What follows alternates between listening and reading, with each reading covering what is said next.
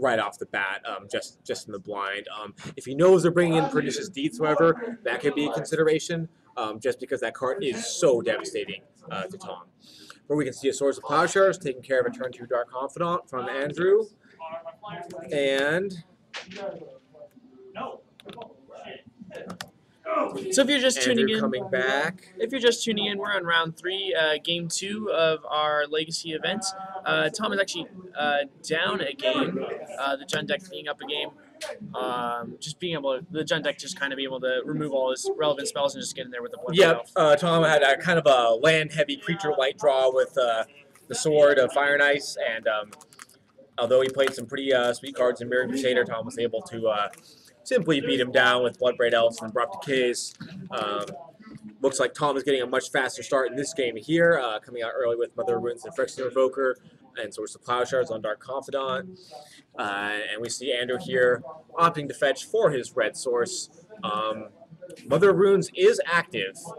Are we going to see a Punishing Fire at the end of Tom's turn to try to take care of that Mother of Runes? And no, and it is Null Rod, that card you were talking about earlier. Very good against these Stoneforge decks. Stops the Batter Skulls, stops the Sword of Fire and Ice, stops the Aether Vials. That's what I was going to say. Yeah, the Aether Vials is really the main component there that you want to stop. Being able to flash in your guys and just like snipe Liliana or something of the sort. Absolutely. That's really rough. And this is exactly what we want to see from the Death and Taxes deck, is tax their land base against the Jund deck. Absolutely. Wasteland, taking out that red source, Richmond Port, tapping down the black source, trying to control those lands. Andrew with the Tarmogoyf here, though, that's going to stop that Revoker.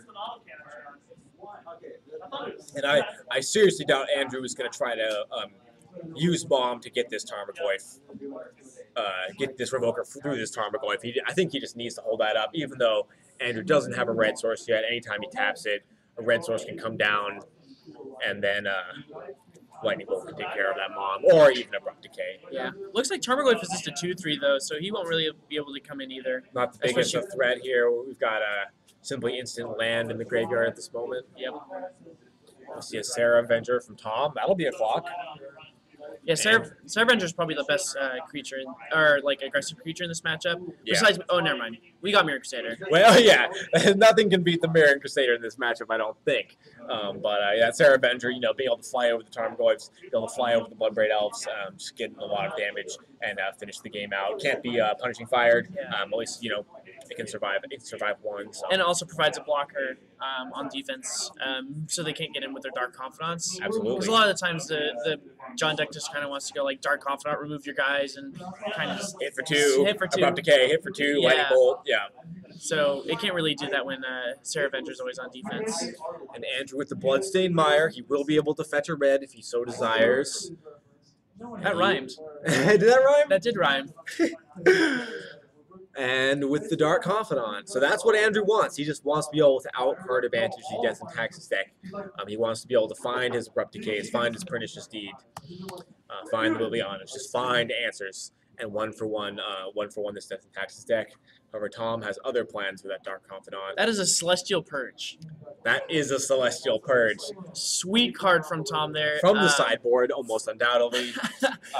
Being able to exile Liliana, Deathrite Shaman, Dark Confidant, Bloodbraid Elf, even. Bloodbraid Elf, yeah, like almost most irrelevant cards in Andrew's deck.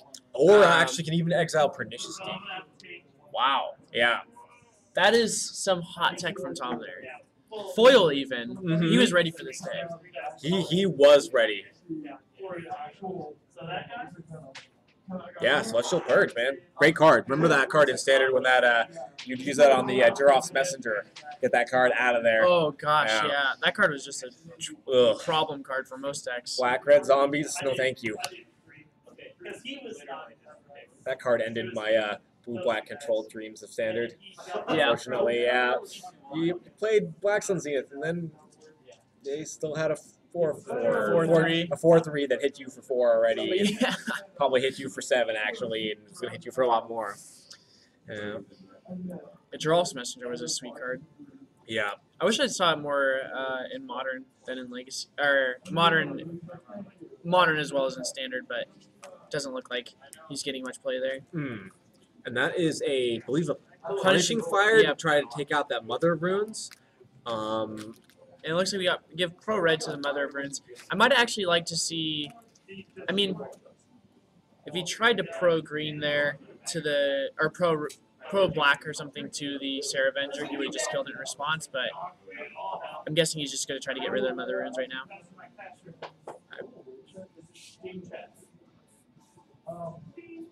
Yeah, not 100% sure what happened there because that was on his turn. Yeah, that was not an end of turn punishing fire. That was a main phase punishing fire. Oh, and he has a land and abrupt decay, so he can take out that mother. You know, that's the power of Mother Runes. You know, you're spending 2 cards to kill a 1-drop creature there, but do what must be done. Yeah, and also at this point too, Andrew's at like a very low life, fairly low life total for against an aggressive deck, and now he's going to be taking 5 because he decided to swing with the Dark Confidant as like a trick. That didn't actually work because Tom didn't block.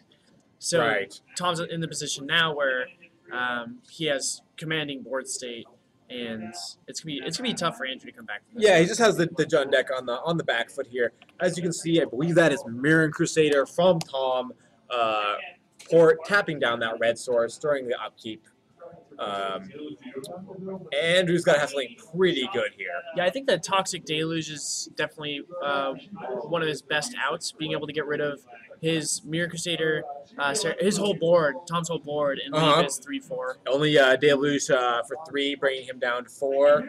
Would stabilize that Tarmogoyf would live. However, he does not have it. Scoops it up, and now we're going to game 3. Game 3, yeah. And that's exactly what Tom wanted to do. You know, he wanted to play his aggressive, control the mana base, and just stop those Dark Confidants for getting value for the Jund deck. Yeah, when the Death and Taxes player is able to play a relevant threat and then just like Rish Newport Wasteland that actually have those cards actually be relevant is like exactly where the deck wants to be. This is kind of the matchup that it both fears and wants to play against. Like if it's in a good position, it's not going to lose. If it's in a bad position, it's like really tough to come back. So it's kind of it's funny. The decks kind of have the same plans against each other. You know, lay a threat and removal spell, Right. Get in. The Jund deck does have a bit more tools to go in the late game via punishing fire. But, the Taxes, they do have Batterskull. They do have Stoneforge Mystic. Yeah, and that's a card, too, that is very relevant in this matchup. Batterskull is not an easy card for the Jund deck to deal with. Not at all. Just being able to get a 4/4 lifelinker on, like, turn 3 against a deck that's also trying to attack your life total. And the removal spells for it aren't super good. I think they have, like, Abrupt Decay and Maelstrom. Yeah, it can kill the Germ Token, but not the Batterskull itself. Yeah, so if it gets up to 5 lands, it just gets to equip it again. One thing is the Null Rod. If you do have a Null Rod down there, it does not shut off the Batterskull Germ Token. However, it does shut off the return and the equip. Right. So if you can Abrupt Decay that Germ Token with the Null Rod on the battlefield, then that Batterskull is pretty much just sitting there. Definitely. And, I mean, the deck definitely has the removal spells to get rid of it.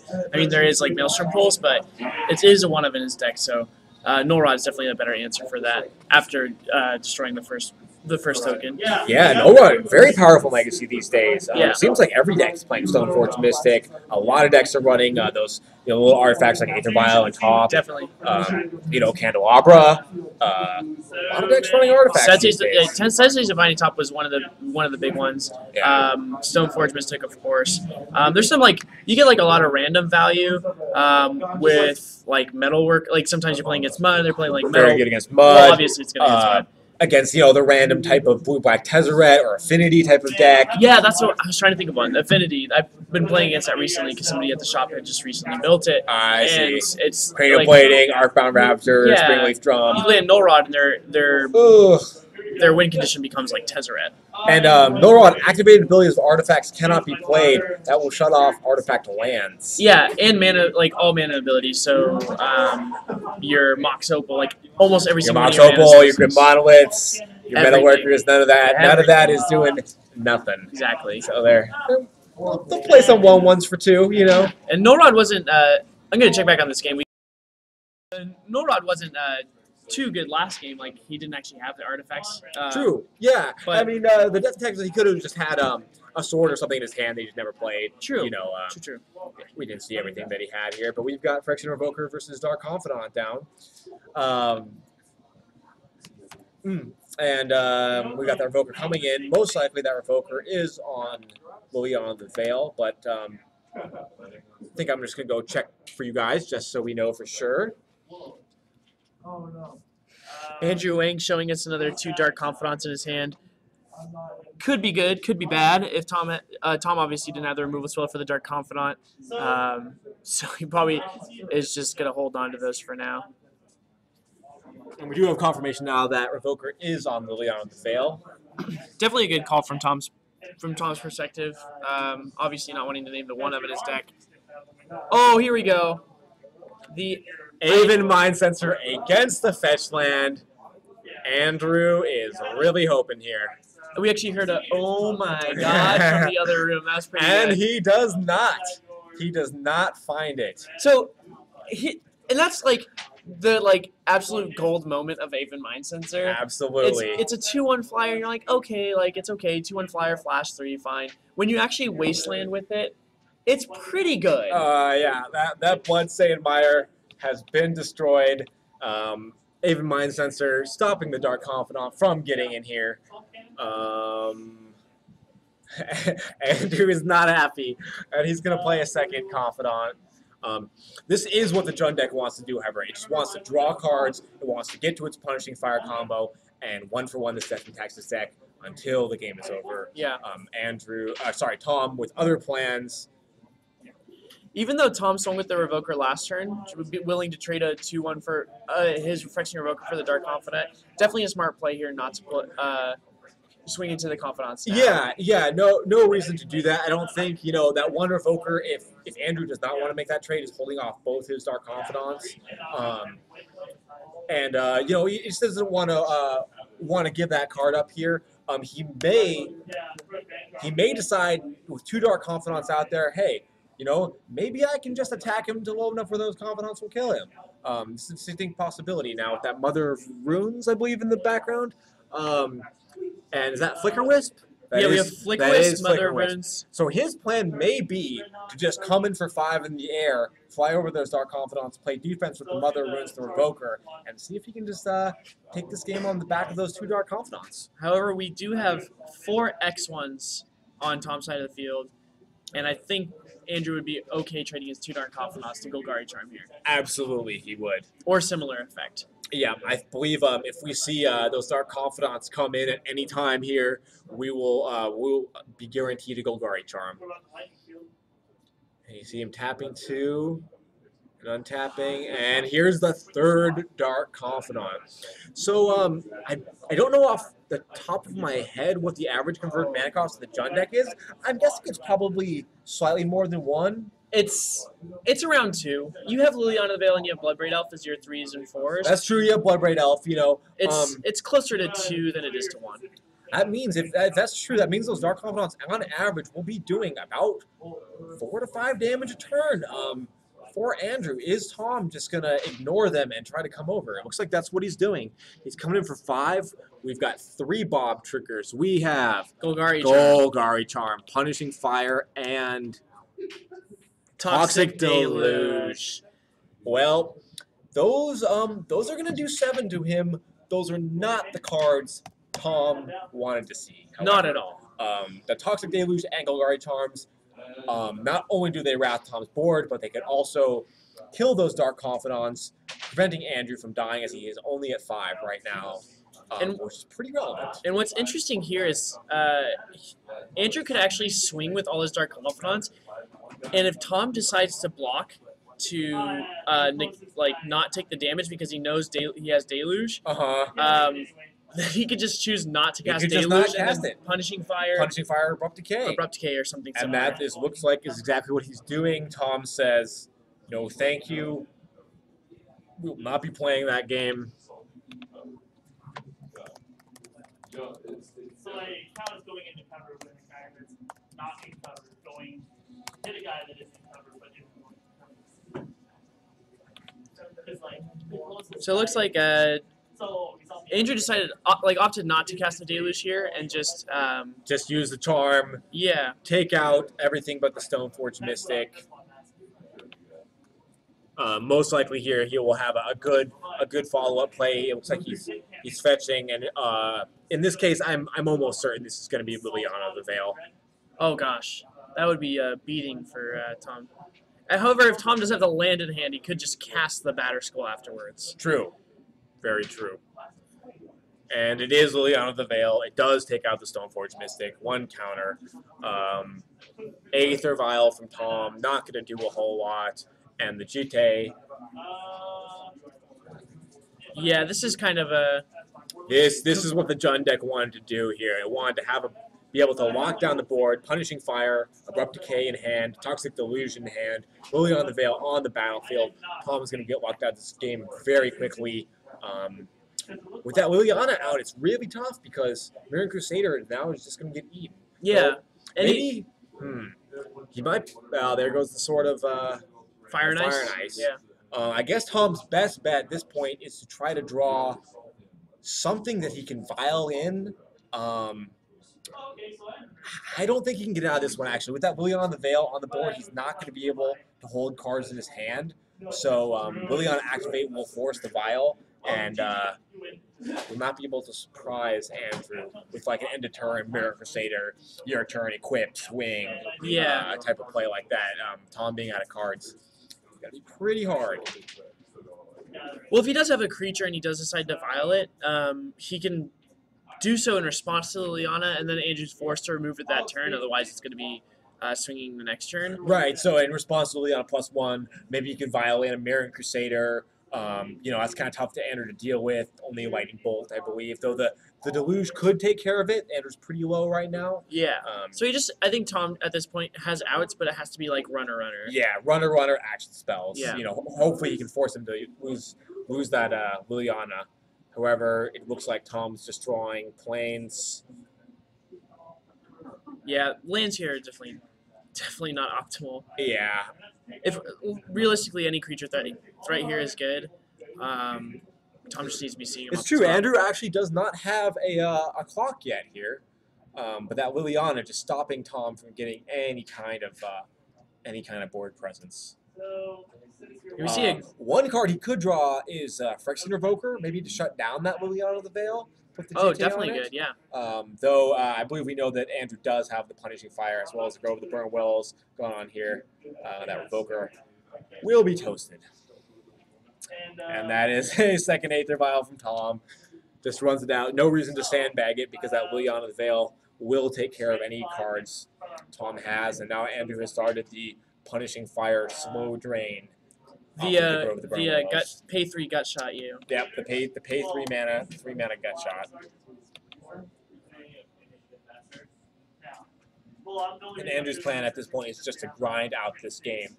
Plus Liliana, pitching Punishing Fires, bringing him back with Grove of the Burn Willows. We see a Sylvan Library now. Tom's in bad shape. Yeah, on an empty board. On a full board, Punishing Fire isn't super scary if you have Mother of Runes, if you have creatures that don't necessarily die to 1 Punishing Fire. It's not that bad, but when you're on an empty board state and Andrew just has tons of mana open. It's pretty punishing. Yeah. Did you? Come on. You did not. I feel like Tom's really getting punished right now. Punished for playing only white spells. Yeah. Oh, Mirran Crusader. Punishing Fire on that. That's just mean. That's just rude. We don't want to see that. So at this point, if you're just tuning in, we are on our round 3. This is game 3 of our round 3, Punishing Jund versus Death and Taxes, and Andrew's just going to town with this Liliana and has a Punishing Fire. Tarmogoyf coming down for Andrew. Lands a threat, and Tom just in a real horrible situation here. He doesn't have many draws that can really get him out of this. He won't be able to hold cards in his hand because of that Liliana. Punishing Fire going on, Tarmogoyf on the board, and Tom's just drawing lands. Running lands, all the lands, and he just has to pass the turn over to Andrew again. If we somehow have Andrew tap his Grove with Punishing Fire or in the graveyard, like Rest in Peace could be pretty good here too. Yeah, absolutely. Tom almost undoubtedly did bring in Rest in Peace for this matchup. He has not seen it yet. However, that could shut off the Tarmogoyf and could shut off that Punishing Fire. So that's definitely, I believe, the ways he comes back in this game. They do involve Rest in Peace. However, lands coming off top for Tom does not appear to be happening. Andrew drawing with that Sylvan Library, figuring out what he needs here to close out this game. I think he's well aware that he can close out this game without the cards on top of his library. Yeah, yes.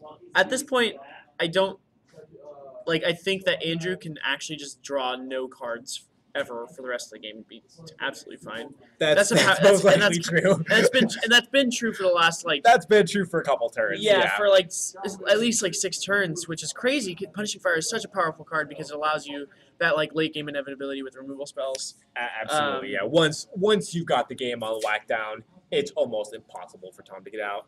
Pay 3, deal 2 damage, obviously, isn't that good, but pay 3, deal 2 damage when you don't have to just, use a card to play it is very good. Right. And we've got the third Aether Vial from Tom.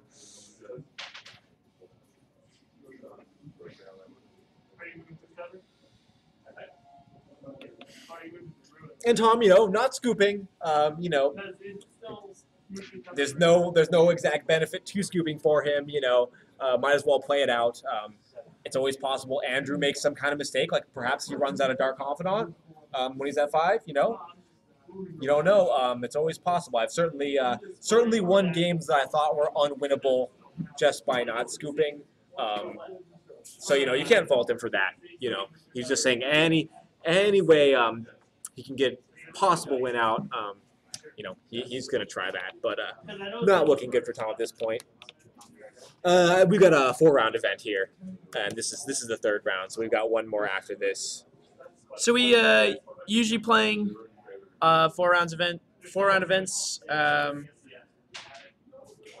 That looks like a concession from Tom. That is a concession from Tom, or death from Tom. I'm not sure. I think that's where the death from his deck name comes from. Yeah, unfortunately, he taxed him, but it didn't really matter. He's just dead. The death came. He was punished by death. And as Tom's scooping up here, D sideboard, as you can see, that is the Rest in Peace. He did bring that in. Unfortunately, did not show up for him. Yeah, I definitely think that Jund is more of a dog. Seemed like for game 1 and 3 that the Jund deck had pretty commanding control of the game. Yep, just outcard advantaging the Death and Taxes deck. Dark Confidant, Punishing Fire. Yeah, and if the Jund deck was forced to cast Toxic Deluge on that turn where he had the 3 Dark Confidants in play instead of just casting Golgari Charm, right. If Tom actually had the Sarah Avenger in play, I think that game would have been a lot closer. Yeah, and that Golgari Charm actually being key to be able to kill his own Dark Confidants. He had 3 out. He was at 5. He could not let him stay there. Could not let those Dark Confidants stay. Unfortunately for Tom, that Golgari Charm showing up, taking care of Andrew's own Dark Confidants, walking up the game there with the Punishing Firelock. We will see Death Taxes fall 2-1. We'll see Punishing Jund 3-0. Yeah, and as I said, the sideboard just gets really insane there. Obviously, Andrew is playing his Dark Confidants out to either find answers or just put out blockers, and we see him flip Golgari Charm, Toxic Deluge, and Punishing Fire, the 3 best cards against the that's not what Tom wanted to see there. I thought Tom was in a good shape. Definitely. He was beating down with those flyers. He was facing a couple Dark Confidants. Looked like he might have been able to get it. Those 3 cards had other plans. Yeah, and it's always it's like Dark Confidant and against the Miracles. It's I don't mind playing against them, but then it's a little bit of a punch in the face when they flip over the card they need, Counterbalance, and they're trying to counter your thing, and they don't counter your thing, but then they reveal Terminus, and you're just well, does it really matter that you countered it? It didn't, did it? Yeah. So yeah, that's kind. It's just kind of funny how that works. Where like you're in a good board state, but they have like some Sorry. random thing on the field like Dark Confidant, and then you're like, well, you could take 3, but you have a Toxic Deluge in hand. Like, how am I going to beat that card now? Yeah. Unfortunately, Golgari Charm, Toxic Deluge, mopping up. Deck of X1s. Golgari Charm, it's the thing. Definitely. I wonder how much the popularization of True Name Nemesis has hurt Death and Taxes. Not only is it good against Death and Taxes, but also people are playing a lot of that Golgari Charm. They're playing the Zealous Persecution. Yeah. Cards like that really hurt the Death and Taxes deck. I think the newer versions of Death and Taxes are running less of their X1s and then running things like Sarah Avenger. I've seen people running Geist Saint Draft. Putting a couple Tundras in their deck. Oh, really? Yeah, I've seen people running Geist interesting. Saint Draft. Maybe that has something to do with it. They're thinking, people can be playing Golgari Charm Zealous Persecution against But me. if they're expecting to play against the True Name decks, Geist Saint Draft doesn't seem too good there. Yeah, doesn't get through True Name too well. Hey, Mother Runes. Yeah, I think the best answer to it is Sarah Avenger, and then also playing the Fire and Ice main board. That's kind of the way that I've seen the Death and Taxes deck work around Just it. race it. Yeah, just race it, or and the Fire and Ice giving like the relevant protection as well as giving you enough damage and card advantage that you can actually get your damage through. Absolutely. Very good. So yeah, that was our round 3. We'll be back to you fairly shortly. I think our round's just finishing up, so stay tuned. We'll be back.